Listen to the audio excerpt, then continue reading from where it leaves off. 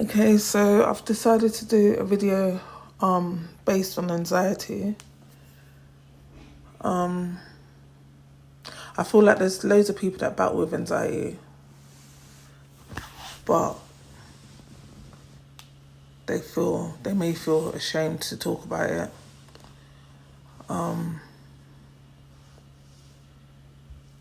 I battled with anxiety for many years, and I'm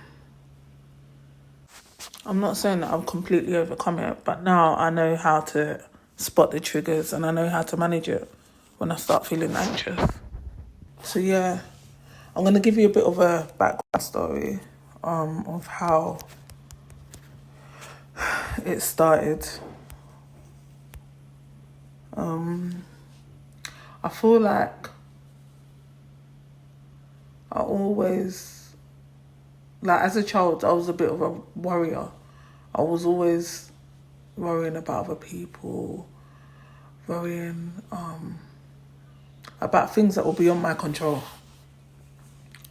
And as I got older, it kind of got worse. Then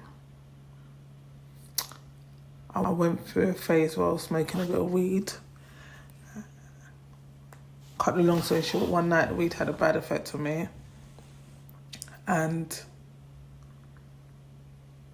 I started experiencing really bad anxiety to the point that, like, literally turned my whole life upside down. But at the same time, I always tell people, like, I embrace everything that's happened because it shaped me into the person I am today. And without those experiences, I want to gain understanding. But at first, when I was experiencing certain stuff, I was embarrassed and I didn't really talk about a lot of the things that I was experiencing. Like, and if I'm totally honest, I've only started opening up in the last 3 years about, in depth, should I say, about the things that I was experiencing. And since I have opened up about certain things, I've noticed my healings come.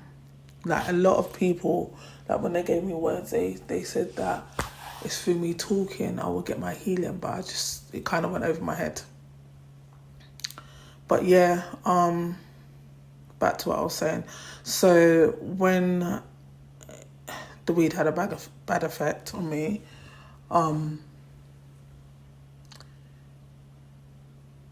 it caused me to not be able to sleep at times.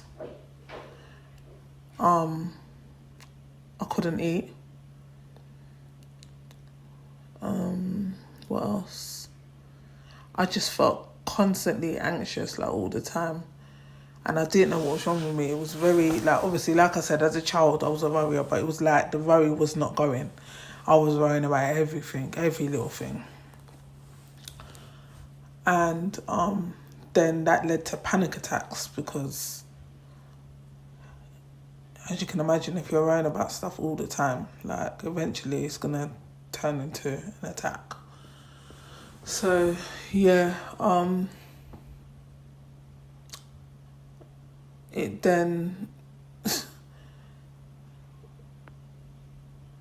it just went from one thing to another, to be honest.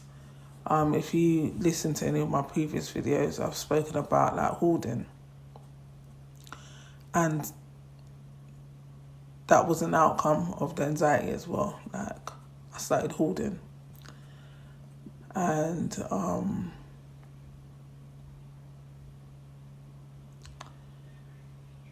yeah, there's some other stuff as well that I don't feel like I'm ready to talk about, but I will one day.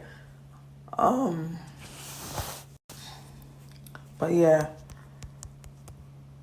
where was I? Also, if you listen to my previous videos, I spoke about having vivid images. And because I was having these images, it also caused me to be very anxious as well.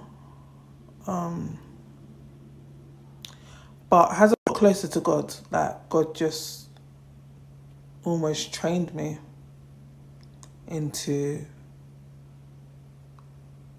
like, when I had a negative or a not nice image in my head, God taught me how to replace it with a positive and a happy image. Like, there were many nights at night where I couldn't sleep because I kept on getting these images. Like, the enemy was proper trying to torment me. And I had to retrain my mind. It wasn't easy. It took a long time. In the beginning, when I first smoked and I was feeling all these effects, it gave me social anxiety as well. I noticed that I didn't like being in places where there was too many people. Like me, I still love shopping, but I just don't. I still go out shopping, but I'm less tolerant. Whereas back then, I could not. I didn't want to be around certain people. Like, I found myself isolating myself from people.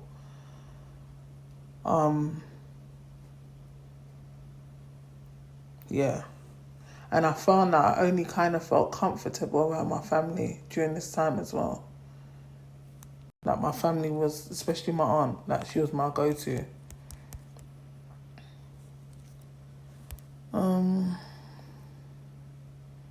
But yeah, I'm gonna, in terms of like some of the things that I was experiencing that I know other people experience, I'm gonna take you through on how to like overcome it, what I did to overcome it.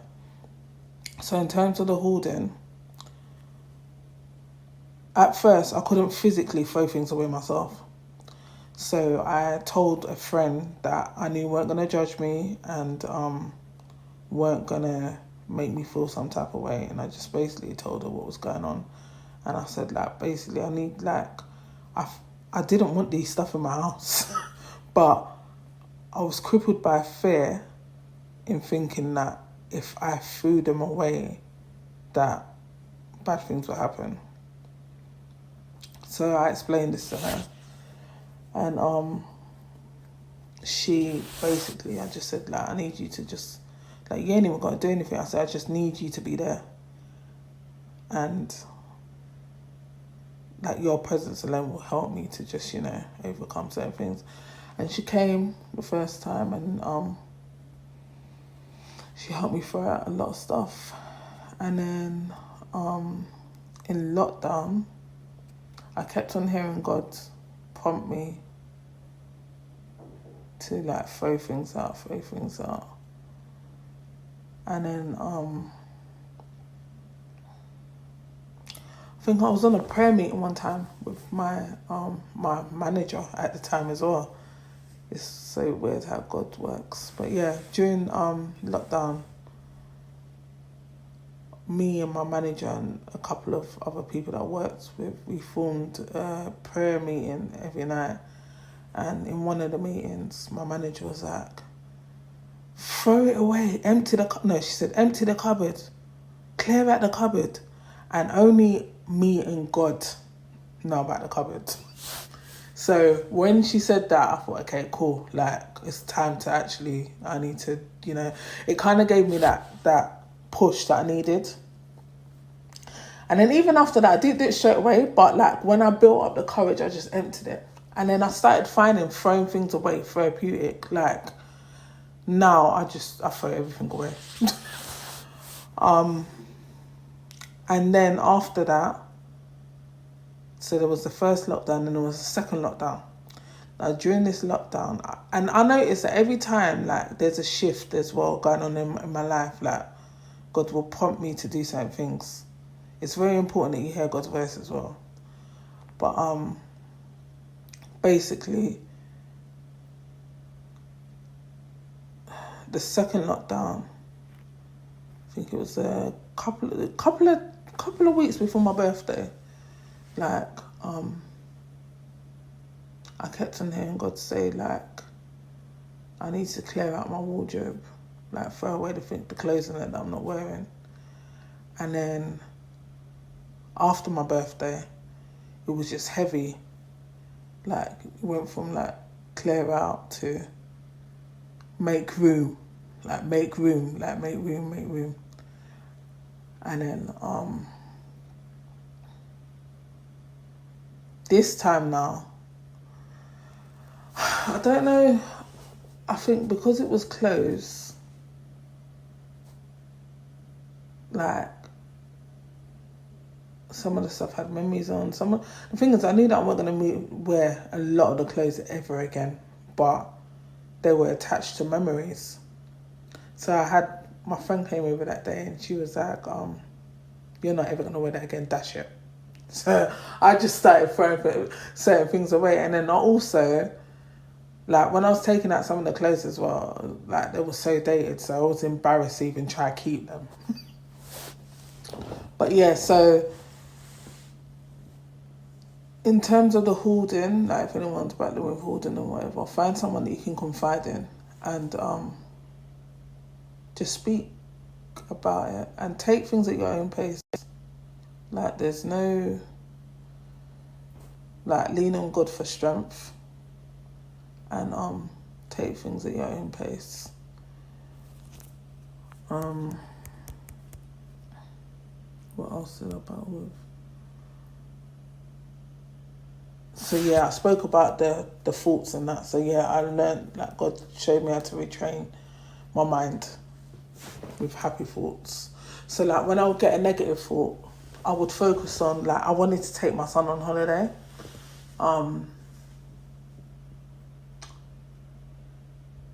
Before all of this happened. So what I started doing is I would picture me and my son on the beach in Jamaica or wherever. And every time one of those thoughts came up, I would switch it to that. To the point that, yeah, I was having happy thoughts.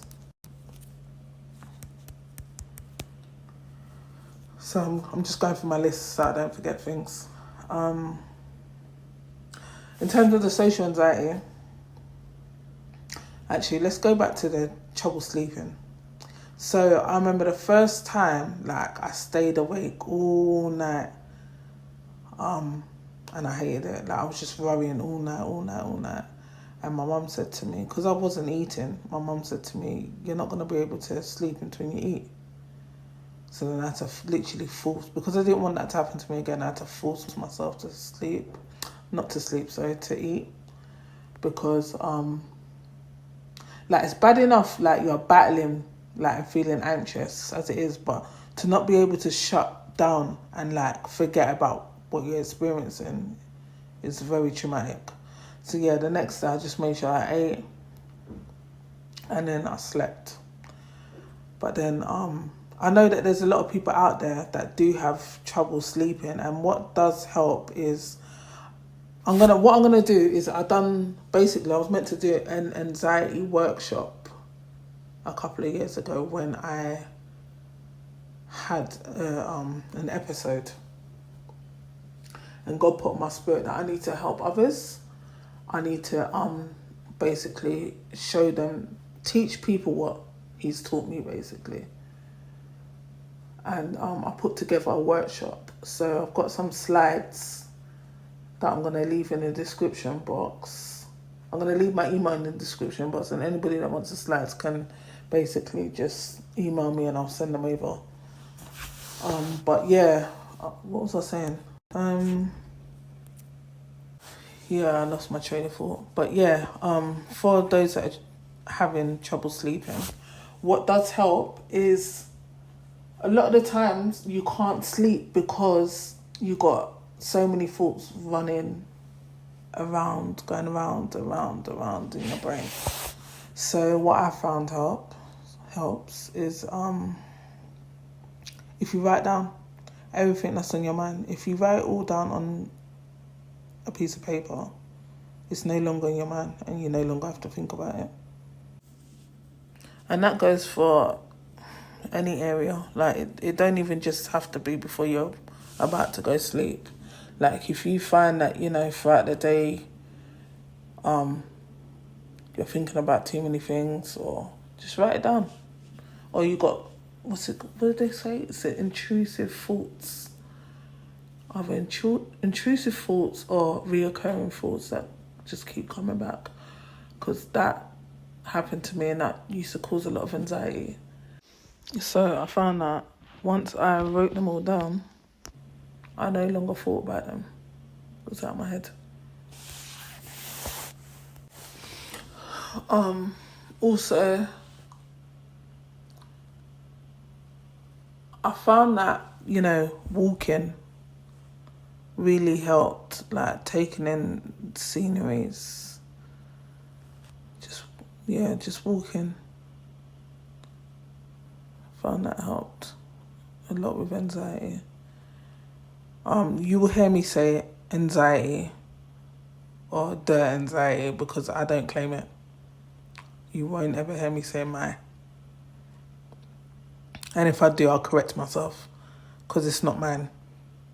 So yeah, just be careful of the words that you speak over yourself, because as much as, it's a physical feeling and, it's a lot of people experience it in day-to-day life, it's very much spiritual as well. So I'm going to go into this spiritual side of things in a minute. But yeah, before I do that, there's also a list of foods as well that you can eat that I'm also the link's gonna be in the description box. Well, my email's gonna be in the description box, and I can send you over the list of foods that you can eat that are known to help ease some of the symptoms. Yeah. What else?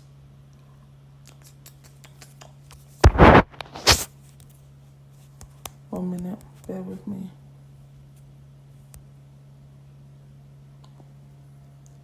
So, also as well, like I feel like, so the anxiety started from, I knew it was anxiety from the age of 23. And then when I got to 30, I had an episode and I said, nah, you know what? This can't continue. Like, I'm not living like this no more. And I just took back ownership over my life. I said, like, no more. So I feel like you have to get yourself to the point where enough is enough, and you have to choose to want to take back control, and not have this as a part of you, and not have anxiety controlling your life. So once I decided, no more,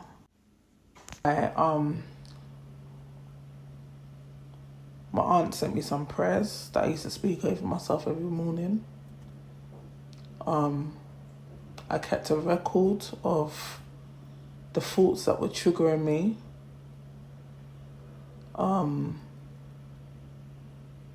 What else? Yeah, I kept a record of the thoughts that were triggering me, like the places, in terms of the social anxiety. I just pushed myself out. Even sometimes when I didn't feel like going, I would still go. Just to,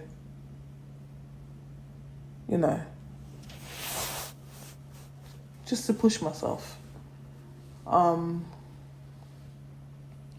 remember when I was studying, and me also, I do events. So right before I'm about to have an event, and this is why I don't like cancelling. This is the real reason why I don't like cancelling. I would get all these thoughts and the enemy will be telling me, it's not going to work out, just cancel, people ain't buying tickets.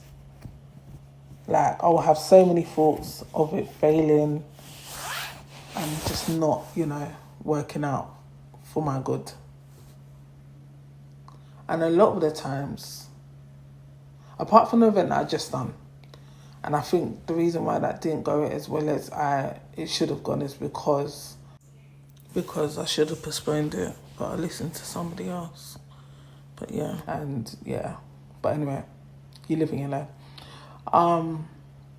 But all my other previous events where I've had these like reoccurring thoughts, they've all been successful, very successful. And people have always asked me when's the next one and this and the other. So it's kind of just like, despite the thoughts that I've had, pushing past them, like I kind of see it as a sign that, you know, it's going to be a success, if that makes sense. Now,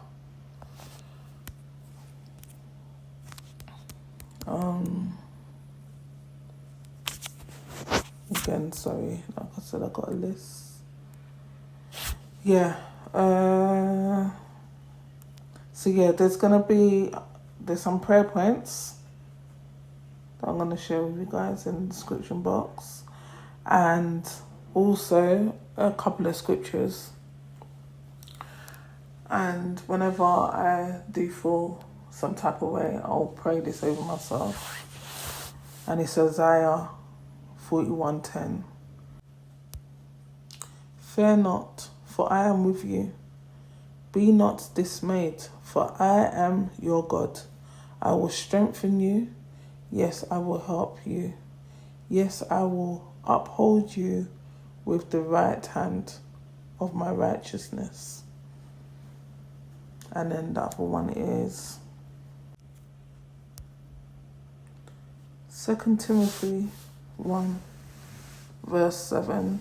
It says, for God has not given us the spirit of fear, but power and love and a sound mind. I used to say that one a lot. Here it goes on to say, be not therefore ashamed of the testimony of our Lord, nor me, his prisoner, but be thou partakers of the afflictions of the gospel according to the power of God. And that one, it stood out to me because I thought to myself, through like a lot of us that go through certain things, especially when it comes to mental health, people don't ever want to talk about mental health. I didn't want to talk about mental health for years. I didn't want to be associated with anyone that had mental health. Like, I proper shied away from it. And it's a topic that nobody wants to talk about. But in that verse, it basically just says that through that, like, your testimony shall come through the afflictions. Like, you gain power within God if you partake. So be encouraged. Like I said, I'm not 100% over it, but I'm able to manage it. I'm able to spot my triggers.